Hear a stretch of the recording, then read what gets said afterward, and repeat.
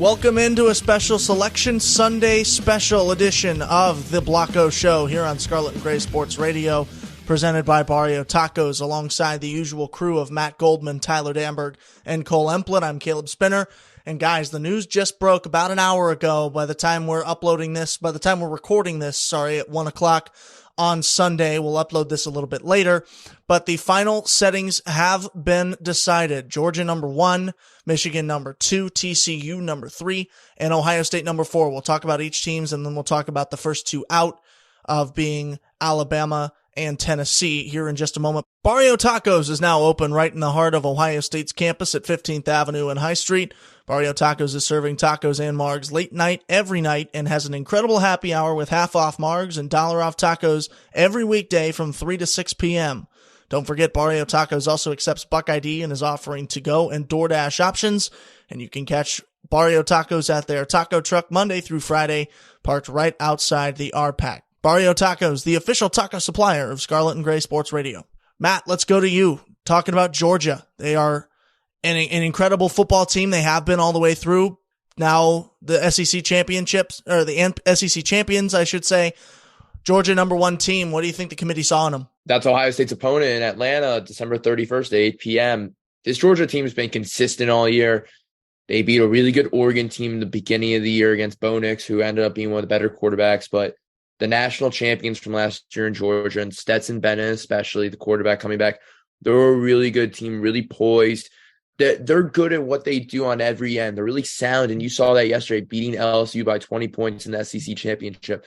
All around, they play well.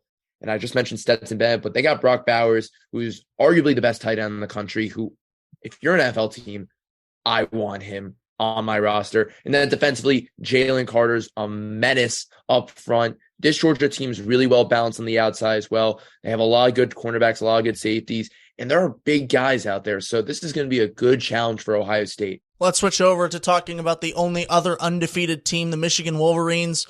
Cole, we'll go to you with that. Why was Michigan number 2 and unable to dethrone Georgia for that top spot? Yeah, we'll start there. Simply, Michigan took care of business in the Big Ten championship. A lot of speculation came in because Purdue is 3-0 against top 5 teams. So everyone thought that Michigan would be an upset alert, but they handled business in a 43-22 victory over the Boilermakers. But I think for the committee, they've had Georgia at number 1 almost the entire way since the selection first started to come out. I didn't think there was time for them to throw them just yet.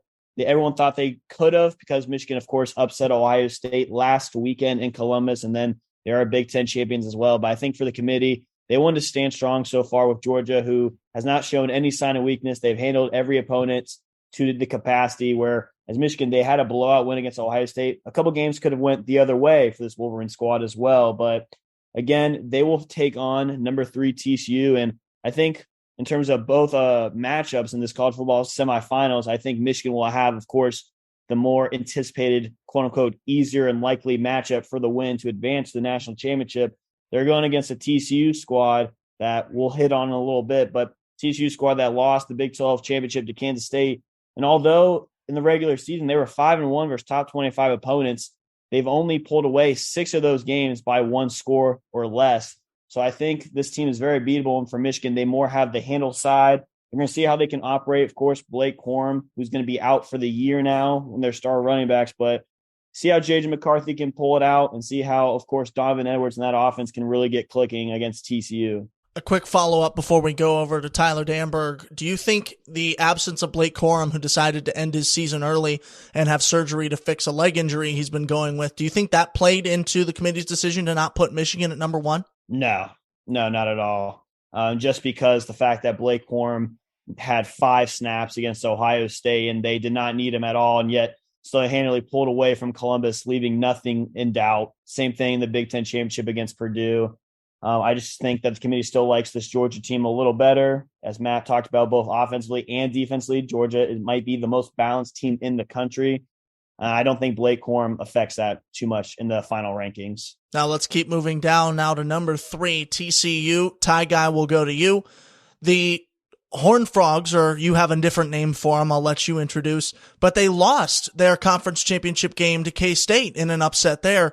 Why did they still stay ahead of Ohio State and, for that matter, Alabama and Tennessee? Well, the reason for that, Caleb, is that the TCU Horned Frogs, or the Hypnotoads, as they have been called this season under first-year head coach Sonny Dykes, they made it to a conference championship, unlike Ohio State. And although they fell by 3 points to the Kansas State Wildcats, they were able to do what they have done all season: come back, stay, and fight.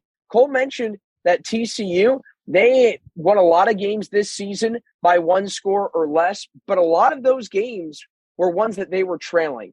And that says a lot about the fight of their team, led by Heisman contender, a possible Heisman finalist and candidate, quarterback Max Duggan. He fought and clawed his way back, leading the TCU offense yesterday against the Wildcats, and it came up just a little bit short. But TCU, the way they're going to have to beat Michigan, their high-powered offense. Quentin Johnson, an X-Factor wide receiver, look for him to be a big play threat. He's got that tall 6'4" frame. He's been a little bit hobbled throughout the season, but him and running back Kendre Miller have also helped Duggan, empowering a TCU offense that is one of the best in the country and definitely in the Big 12. The Horned Frogs looking to try and play upset. They're looking for their first national title since 1938, and they haven't played Michigan yet in their program history. And of course, rounding out the top four, the playoff teams are the Ohio State Buckeyes at that fourth spot. I think it's safe to say, gentlemen, we're going to go round table for this because we all have something to touch on, but I think it's safe to say that before we start this, that Utah can expect to have a goodie bag sent from the Woody Hayes Athletic Center for their performance against USC, which of course dethroned the Trojans at that number 4 spot, moved them all the way down out of the top 7, or out of the top 6, I should say. But let's look at Ohio State, right? We talked about it at length earlier this week, when we recapped that Michigan game. A lot of issues for Ohio State going through. We'll start this in reverse order, going right back to Tyler. But what's the biggest issue that Ohio State has to address before they go into this game against Georgia on December 31st? Well, I think it's, Caleb, what we talked about on the last Blocko show, that where do we go from here episode. I think it's going to be tuning up the secondary and especially the cornerbacks and trying to figure out why teams are attacking their edges. Cam Brown and Denzel Burke, they're going to look to try and have that bounce back weekend against the Georgia Bulldogs after that tough matchup against Michigan. I think the cornerbacks and the secondary as a whole is going to be something that they're going to look to improve going into the Peach Bowl. Cole, switching over to you here. Georgia played in a conference championship only last night, but Ohio State's going to have a month off of the football field competitively, I should say, instead of throwing practice into that. But Ohio State's going to have been off the field competitively for a full month before they play the Bulldogs. Do you see this benefiting Ohio State, or do you think the absence from the turf is going to behoove the Bulldogs better? I'll say yes and no. In terms of having pretty much a month off of this Buckeye squad, of course, that's one of their big things. Their health has been a big issue for this Buckeye squad all year, and now they still have another month to get right. That's in terms of their running back room. That's in terms of some receivers. Jackson Smith and Jigba, a name to throw out there, something that we might see come back. But I don't think there's too much of a big competitive advantage. I think this Georgia team will have plenty of time to prepare for Ohio State. Likewise, Ohio State prepares for Georgia. I just think for this Buckeye squad, along with, getting some of the kinks out of the way in terms of the defensive end that we've seen has such a big hole against Michigan, along with some play calling, I think the biggest thing for them is just getting some guys back, seeing how their health can really compare come that New Year's Eve matchup with Georgia. Finally switching over to Matt here. Georgia obviously has a closer distance to travel than the Buckeyes in terms of playing this game in Atlanta. How much do you think Ohio State should expect to be playing in a hostile environment in terms of the Bulldogs having more fans in the seats than Ohio State faithful? Absolutely. You saw this weekend the SEC championship, just the sea of red in the Mercedes-Benz Superdome in Atlanta. So expecting a major crowd coming from Athens, about a 2-hour drive compared to a flight from Columbus or an over 10-hour drive if you're coming down from Ohio. So expecting a lot, but Ohio State does travel well. I was at the 2014 National Championship in Dallas, and I would say it was about 70% Ohio State compared to the Oregon's 30%. So expect Buckeye fans to be there. Ohio State travels everywhere well. It's been proven throughout a lot of games. So I expect that Ohio State's going to have some trouble, obviously, when it comes to those third downs. or on offense, that they're going to have a lot of noise and same. But Vegas just came out with the line for the game. 6.5 is the favorite for Georgia. Very interesting that it comes out that way. Less than a touchdown.